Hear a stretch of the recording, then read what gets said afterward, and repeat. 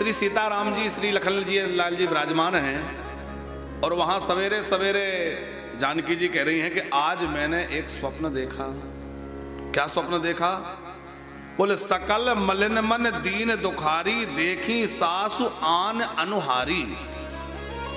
मैंने देखा कि तीनों माताओं को श्वेत वस्त्र धारण किए हुए हैं।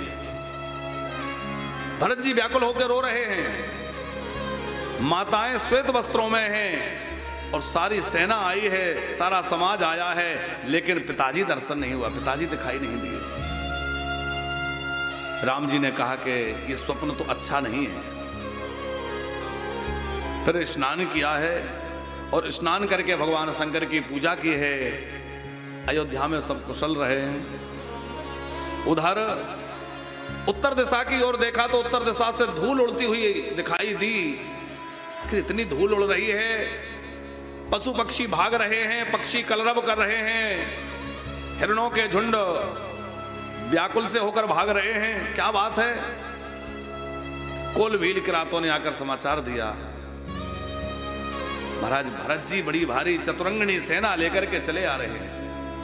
और भरत जी की आगमन की बात सुनी, राम जी हृदय में आनंद से भर गए, मेरा भरत आ रहा है। लेकिन यहां लक्ष्मण जी के मन में थोड़ा संकोच आ गया या संदेह आ गया। लक्ष्मण जी विचार करते हैं कि इस समय चतुरंगनी सेना लेकर आने का क्या प्रयोजन हो सकता है। हो सकता है कि भरत जी के मन में यह भाव आ गया हो कि इस समय राम निहत्ते हैं, इस समय वो असहाय हैं, वन में हैं और उन्हें समाप्त करके मैं निष्कंटक राज्य प्राप्त कर लूं। कि भरत नीति रत साधु सुजाना, प्रभु पद प्रेम सकल जग जाना। लक्ष्मण जी भी स्वीकार कर रहे हैं अग्रवाल जी कि भरत जी नीति रत हैं, साधु हैं, सुजान हैं और प्रभु के प्रेम में पगे हुए हैं। लेकिन देऊ आज राजपद पाई, चले धर्म मर्याद मिटाई। लगता है आज राजमद पाकर के और भरत जी की मति भी बोरा गई है, क्योंकि यह राजमद किसका अभिमान नहीं बढ़ा देता। कई उदाहरण लक्ष्मण जी ने दिए हैं कि वो ययाति ने ऐसा किया और वो उन्होंने ऐसा किया। नहुस जो है वो महात्माओं की पालकी पर चढ़ करके सवारी करने लगे। राजपद पाकर के किसको अहंकार अभिमान नहीं हो जाता। और लक्ष्मण जी क्रोध में कांपने लगे और लक्ष्मण जी को क्रोध आया तो इतना क्रोध आया कि पृथ्वी डगमगा गई, दिग्गज डोलने लग गए, दिशाओं के जो हाथी हैं दिग्गज वह चिघाड़ने लग गए। लगता था पृथ्वी कहीं रसातल में ना चली जाए, क्योंकि शेष जी यदि अपने सिर से हटा दें तो पृथ्वी रसातल में चली जाएगी। कंपायमान हो गई और जब ब्रह्मांड डोल रहा था उसी समय आकाशवाणी हुई, जो भी किया जाए वह सोच विचार कर किया जाए, क्योंकि सहसा कर पाछे पछताही और कहाही ताही बुध तो बुध नहीं। राम जी ने उस समय लक्ष्मण जी को समझाया कि भरत ही हो ही न राजु मद, विधि हरि हर पद पाई, कवहु की काजी सीकरनी,